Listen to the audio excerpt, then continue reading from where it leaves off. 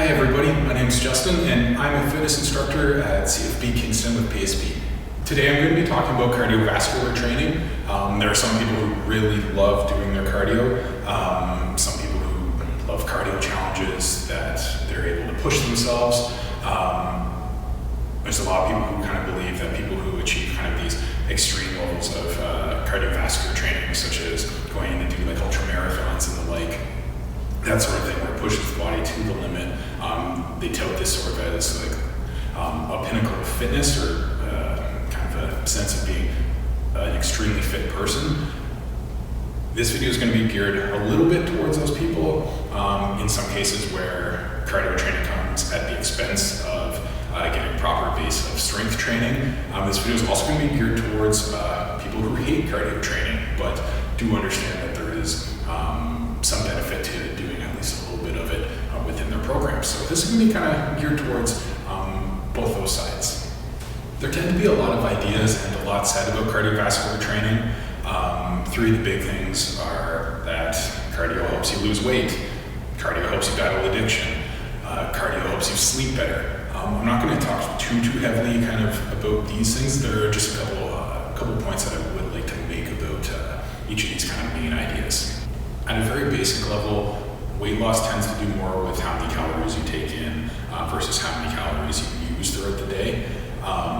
Kind of putting it very simply, there are a lot of other factors that lead towards weight loss or make weight loss difficult for somebody.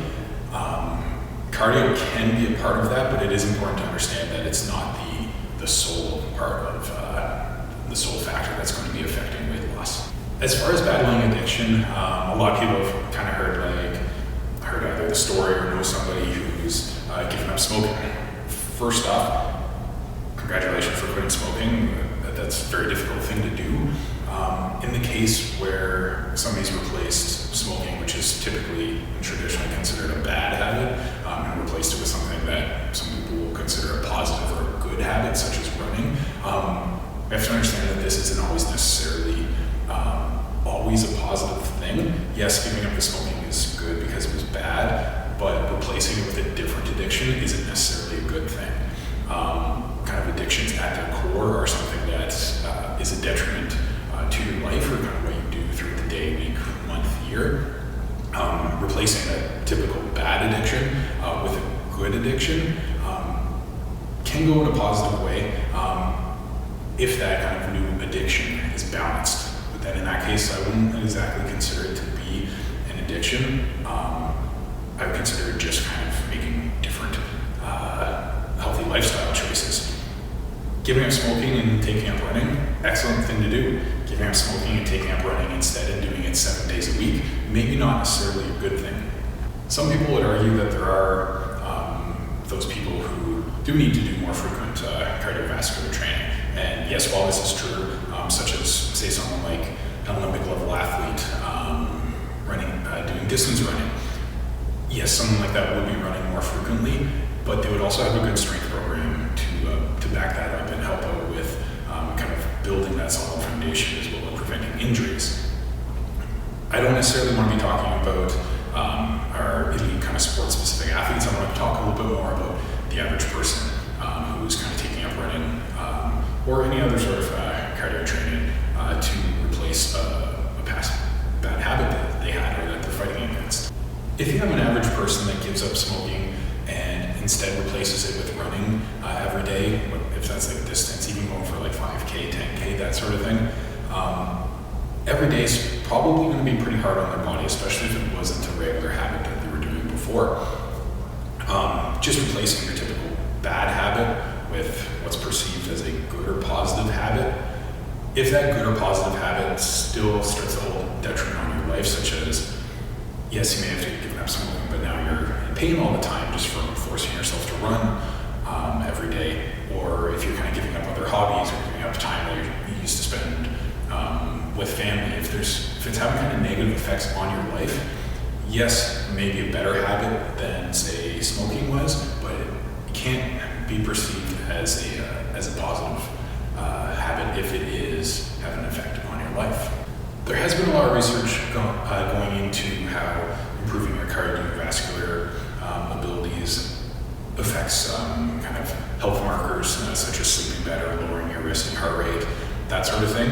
And yes, absolutely, can help with those things. What I do want to talk about though is that there's a lot of different lifestyle choices and health choices that can affect those things as well. What we want to get at here is that just ignoring changing other lifestyle factors because you don't want to, and replacing kind of what you're missing from that with just doing excessive amounts of cardio doesn't make up for missing out on those other healthy behaviors. We kind of need a good balance of both. And that's what we're going to kind of talk about moving forward as we get into comparing having a strong strength foundation as well as having cardiovascular training within your programming. So time for a bit of a little personal anecdote. When I was younger, I used to run a lot. It was kind of my main focus of exercise. I did used to run cross country when I was in grade school and high school. I was not very good, but I did try. I also made some attempt at track running, but we're not going to talk about that. It was fairly embarrassing.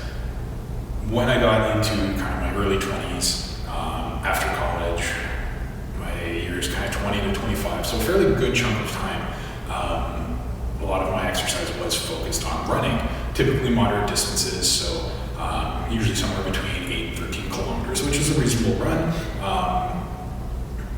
Mind you, at the time I was also under 180 pounds, and I was also younger, so this would have been a bit easier on my body, so I thought at the time.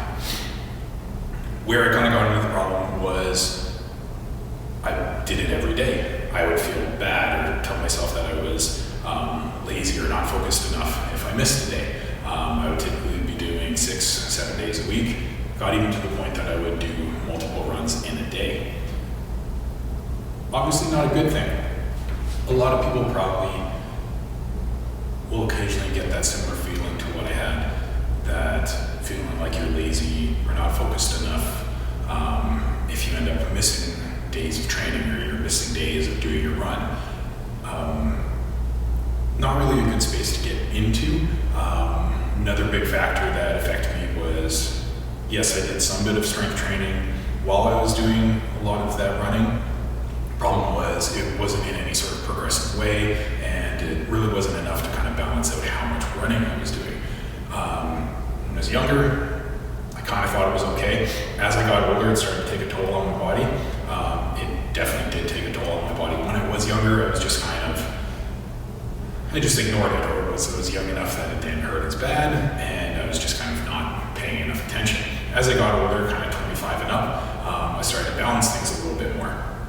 Now kind of what I focus on is making sure that I have 3 solid strength days in a week, maybe 2 cardio days during that week, making sure I get in a little bit of walking. I do vary what sorts of cardio I do when available. I attempt to do sort of things like running, swimming, rowing, a little bit on air bikes, that sort of thing. Varying my modalities as well as combining a good solid strength program has actually now made me feel a lot better than back when I thought I was doing really good and running a lot and pushing myself. I was lucky enough to, over the past several years, have some very close friends that have helped me learn to train smarter, and what this has done is actually made me a lot happier, helps me move a lot better, it makes me feel a lot better about my training, it makes me feel like it's a kind of a progressive thing that I can keep up for a long time, and that's kind of what I want to pass on today, so that's what we're about to get into. As I mentioned earlier, cardio is not for everybody. Some people really do enjoy it, some people hate it with an absolute burning passion. What I do want to get into talking about is kind of what sort of cardio we should gear towards people who want to be kind of relatively strong and just be a good generalist.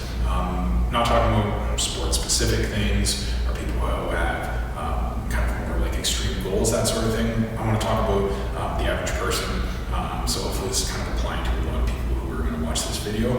And this is kind of where I want to talk about balancing your strength program along with your cardiovascular training. Even if you don't like cardio, you probably do understand that it is important to have a little bit in there, even if it is just stuff like making sure that you're walking. Having that cardio in there is just going to help enhance some of your strength training. That's kind of what we want to use it for. Major functional patterns like the squat and the hinge are very important to helping with our movement. Yes, they help with those squatting heavy loads as well as doing exercises like a deadlift or a Romanian deadlift. Being able to do these movements are just going to help us move better in general. Being able to squat heavy loads or being able to squat for high volumes is going to allow our muscles to kind of build in size, be stronger, and this is actually going to help with our cardiovascular training if that's kind of a major thing that we do want to focus on. Being stronger through the lower body is going to allow you to run faster, run longer, push a bit harder on the air brake. Both with an increased efficiency, but also allowing you to help kind of yourself prevent being injured just because of that strength that's on that foundation. I am going to talk a bit about conditioning a little bit later in this presentation, but I do just want to mention a quick thing. Due to the popularity of kind of workout programs, like especially HIIT programs, people like to talk a lot about like explosive power and having like jumping and that sort of thing in the programs for conditioning. When it comes to kind of preventing injury or having kind of longevity in your training programs, not really a good idea to be working on this supposed explosive power without having that solid baseline. So when I'm programming for people, if they're actually not able to do a squat, we're not going to allow them to get into jumping. We want to have that base first before we start moving on to more advanced movements. We can apply the idea of having a solid strength foundation to the upper body as well. Being able to do exercises and move loads in the bench press pattern or movements like doing pull-ups are going to greatly enhance your upper body strength, which again, if cardio is going to be one of your focuses, that's going to greatly help with things such as pulling yourself through the water and swimming, or if you're a rower and you're around the lake, nice and strong upper body is going to help you pull through that water a lot easier without causing you harm. So let's go kind of the opposite direction and talk about what effects kind of cardiovascular training will actually have on your strength training. But before we get into that, yes, I understand being kind of a larger size, having a larger mass, being a bit bulkier is going to be a little bit harder to move when it comes to cardiovascular training, but we do remember that because we also have that muscle development there, that's actually going to help us get moving in the first place and keep us moving. And if we do kind of keep nice and strong and have a good balance, it's really going to help us prevent injuries for a long time. If you are somebody who just does cardio and expects that to allow you to kind of build strength for that sport, this may work for a time, but it does kind of become difficult keeping longevity with that. Not having a solid strength foundation is going to, might not be immediately, but a little bit later on is going to affect you in a negative way and not allow you to kind of keep up with doing something that you do love. If you're someone who just wants to be big and strong, awesome. Basically, it's just important to know it is important to have a little bit of cardiovascular training geared into your program just to kind of help it out. This might be as simple as just doing some intentional walking regularly on whether it's a daily basis or a couple times a week, going for 30-40 minutes, that sort of thing. Or going for a couple meters on the rower, or even sometimes going even just for a light jog or something. If that is something that you do wish to be doing, it is important to understand that getting into kind of excessive levels of cardiovascular training is going to be tiring for you, because trying to build up that size and trying to build up that strength does take a lot of macronutrients from what you are trying to consume during the day. Just important to understand that cardiovascular training, we don't want to have so much that it's going to take those instead and reduce, not necessarily always make you worse, but it may prevent you from getting better and making progress and improvements. While properly programmed strength training is definitely going to help boost your cardiovascular abilities as well and your effectiveness in training those, We do want to be careful about going the other way. Being able to run a really long distance for a long time is not necessarily going to help you squat better. Same goes kind of for being able to swim a long distance or swim real fast is not going to make you do more pull-ups. If you do want to be doing a good amount of strength training, say somewhere between 2 and 4 days a week, you want to also make sure that you take into account what sort of cardio training you're doing as well. Just understanding that both of these things are going to take an energy expenditure.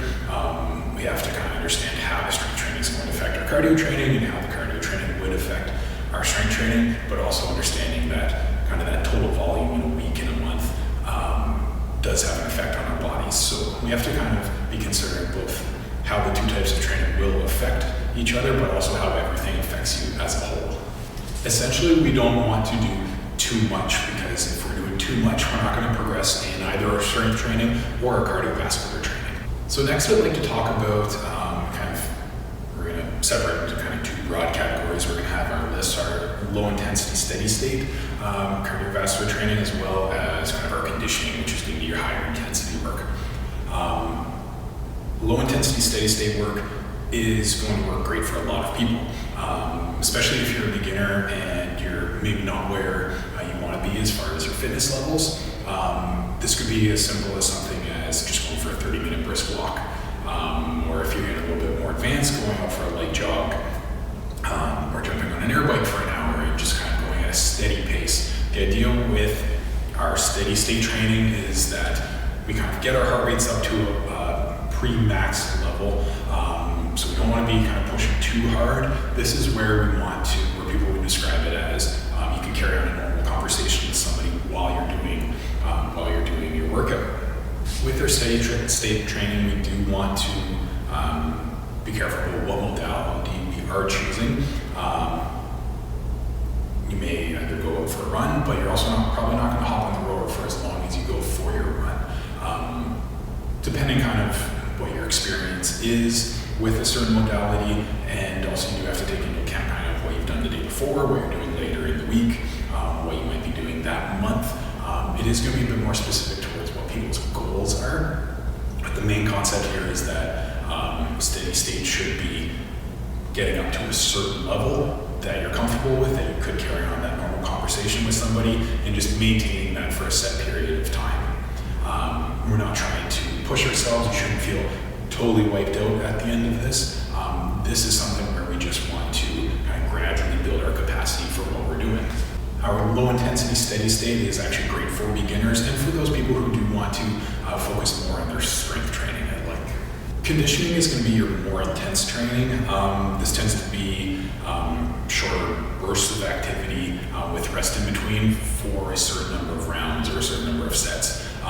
Something like doing 8 rounds of 1 minute on the rower, 30-second rest, completely resting during that rest period, or something like doing sprints on the track, doing a lap or two, rest a minute, and continue. Big goal here is we're trying to get the heart rate nice and elevated, and then during that rest period, we're working on improving how well we recover during that time. Even though with conditioning, our heart rate and our breathing rate will be fluctuating between our work and our rest phases, the idea is to work on consistency between, say, each of our rounds. So from work phase, rest, and then we have another work phase. We want to try to be working at as similar an effort as we can during each of the work phases of our session. Conditioning takes a fair amount of time to get good at. I don't want people to get discouraged if, say for their round, say they're doing it on the rower, like the example we just mentioned earlier. We're doing 8 rounds, 1 minute of work, 30 seconds rest. So we're repeating that 8 times. If you find kind of over the weeks and months, you're not really improving on your split times, or it's still kind of feeling hard, don't get discouraged by that. What we're looking for is consistency from round to round. So if you're able to maintain a split time across those 8 rounds, and you feel that after a couple of weeks of doing that, as you actually get better, what you're going to find is you're able to kind of maintain effort better. And that's kind of what I'm talking about when we're looking for consistency, is you want to be able to put a certain amount of work in and maintain that for your session. Conditioning is definitely not for everybody. It is difficult. But what it does do is it allows kind of for shorter sessions that you can use in your programming schedule, but still allowing for making meaningful changes and meaningful progress to your cardiovascular capacity. To finish up here, as much as cardio can be very not enjoyable, those of us who do kind of not enjoy doing cardio sessions have to understand the benefit of it to our fitness and to our health. And for those of us who are maybe a little bit too much into cardio and focusing on it a little bit too much, we also have to kind of look at the other side and understand the benefit of having a strong strength foundation and how that can actually help improving our cardiovascular abilities and giving us some longevity in our training as well. We want to make sure that we kind of use simple cardiovascular programming to help us with our strength goals as well as kind of not hinder it at the same time. So it's all about kind of finding that nice balance between the two. As I mentioned earlier, yes, it's important to understand kind of the effect that strength training has on cardiovascular training, as well as kind of what effects cardio will have in terms of our strength goals.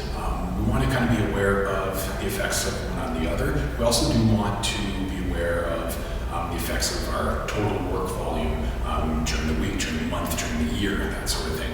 We do want to be very aware of that and make sure that balance is important between the two, but also that we're doing things that are going to help us continue to progress and allow us to be training for a very long time. So thank you very much for watching.